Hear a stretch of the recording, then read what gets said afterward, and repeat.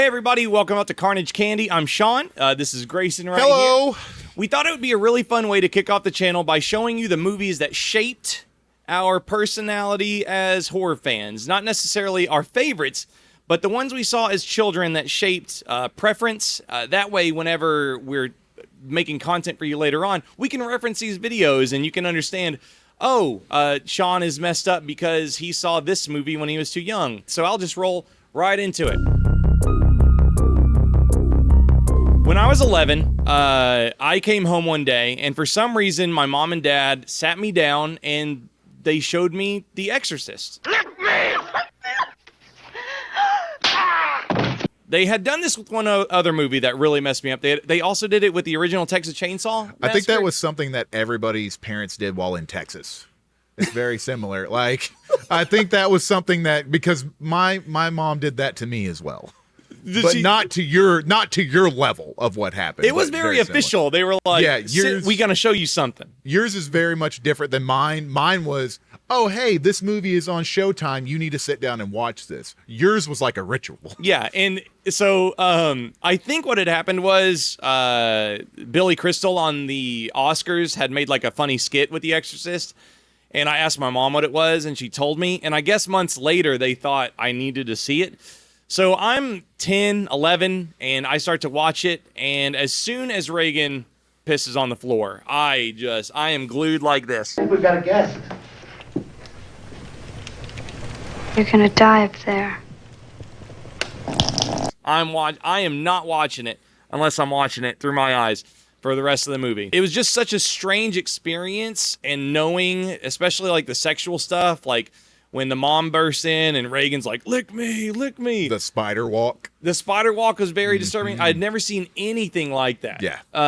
Watching, Clive Barker horror and stuff, there was just something different, especially about it affecting a kid. And I think there was maybe there was an undertone of like, this will happen to me if I let the devil inside. Sure. And that made it scarier. Her possessing and then using the priestess mother to talk was very effective on me. It made me love possession movies for life, whether it's Stigmata, The Last Exorcism, or if it's like The Exorcism of Emily Rose. Like, I love even bad possession films because of The Exorcist. It was also the last movie that gave me an irrational fear. In between me turning off the lights and running and getting into bed, Reagan would be on the headboard like this.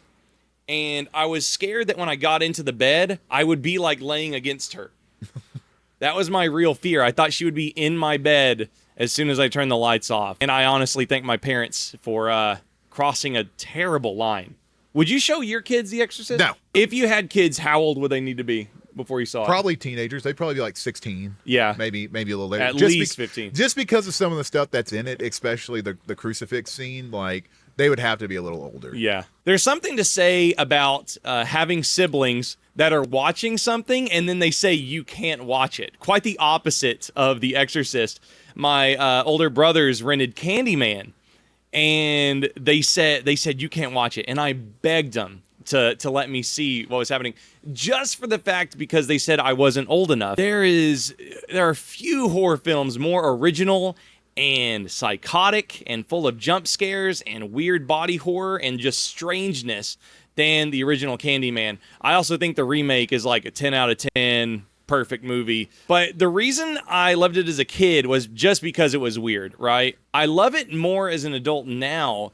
I have this amazing kind of obsession with movies or TV series where the main character is made to feel crazy and no one believes them. Where even as the viewer, you're like, is she really seeing things? Because she's killing people in Candyman, right? And there's scenes like when she's talking to the psychiatrist. Yes. And then, like a lot of horror movies, those weird sexual undertones with the bees in the mouth, and it's just so invasive, and the jump scares are spectacular. And I think Candyman just made me realize that movies are going to age with you. watching it as a kid who wasn't allowed to watching it as an adult, and you can read it so many different ways, is just like, that's what's great about horror. Also being able to watch this version and then watch the newest version and see how they kind of connect is really cool. Like, Yes. It's really fun to see how they kind of were like, hey, this is where this story ends. Now look at where the next one begins. Absolutely. Like, it's really cool. Grayson, it's ABC. Yep. It's A Night Okay. from the master of horror, Stephen King. Oh, yeah. A World Ravaged. And the Stand miniseries is coming on. Oh, baby. You know, you're sitting there on the couch with your mom, and your mom's going, hey, we're going to watch something truly special. Literally, it's a special. It's a miniseries. I remember my mom had the book, and she could not wait for this miniseries to come on the TV. That's the same thing with my mom. But we were, what, 6? yeah, we were like 6 or 7? 7. I have no clue what's going on. The Stand miniseries, it's such an incredible entry point for anybody to fall in love with horror, from it being in the apocalypse, good and evil. The deaf mute is a hero. Yep. I had not seen The Hobbit or Lord of the Rings yet, so Stu Redman is like a guy from East Texas. And on the map where it shows where the superflu starts, it's literally on East Texas, where Grayson and I, Where we came from. where we grew up together. So I was like, oh man, I could be a hero someday. I think that The Stand made me not really that into God. Mother Abigail says to Nick Andros, says the lead character, that one of the leads is an atheist, and he tells a prophet lady in the movie that he doesn't believe in God, so how can he fulfill God's mission? And she says it doesn't matter if you believe in God because he believes in you. Mm-hmm. And man, that changed my whole, I don't mean to get heavy on this, but it changed my whole thing, because I was just like, if I'm a good person, God's got my back. The Stand is very special to me spiritually. Also kicked off my love for Stephen King because ABC was just killing it with miniseries I love that in the ABC 90s. taught you that lesson. I think that's my favorite thing about what you just said, is that you learned all of that from ABC's miniseries. I saw on the back of the DVD that Stephen King himself said, we didn't hit a home run, but we got a base hit. That's what he says about He's basically saying we got a hell of a C. We got a C+ on that bad boy. That's what Stephen King says about the Stand miniseries. You know, with my dad being a horror fan, he turned on this show called The People Under the Stairs one time, and I gotta tell you, with a kid as the lead, The People Under the Stairs is a 92 movie made by Wes Craven, of course, Nightmare on Elm Street and Scream, and an insane list of classics like Cursed. But Wes Craven wrote and directed The People Under the Stairs, which is about a kid and his girlfriend's boyfriend go to rob their landlords. And this was the first movie, like horror movie I had ever seen, where not only was the kid the hero, I think he's turning 12 or 13 in the movie, but there's no supernatural elements to the horror in People Under the Stairs. Yeah, it was. I watched this right after I'd seen Home Alone. So it was definitely an interesting take for me to go into this film and be like, oh yeah, this one has a skull on it, but it's pretty similar, I guess.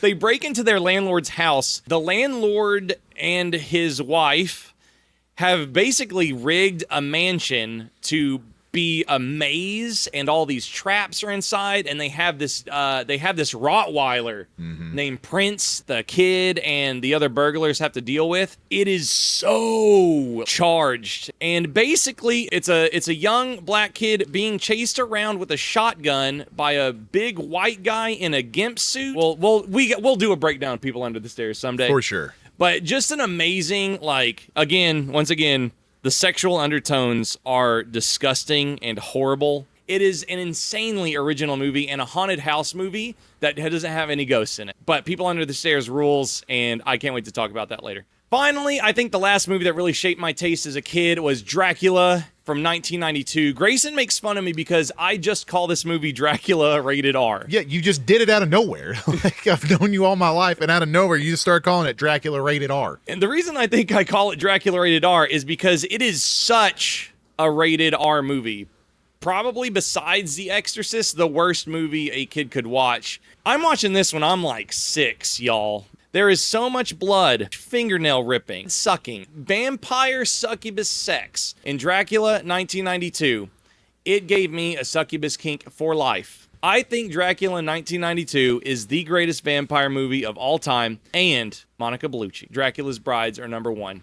And that's all I have to say about the movies that shaped me and my taste. So now whenever you see me moving forward, if it's got hot lady vampires in it, you know I'm going to like that. Those are the movies that shaped my taste. You can check out the next video here, which is Grayson's movies that shaped his taste. Right, Grayson? I'll be seeing you real soon. You're going to love my list. So make sure and subscribe. This is a brand new channel, Carnage Candy. We'll be talking horror all the time, and we're just getting started.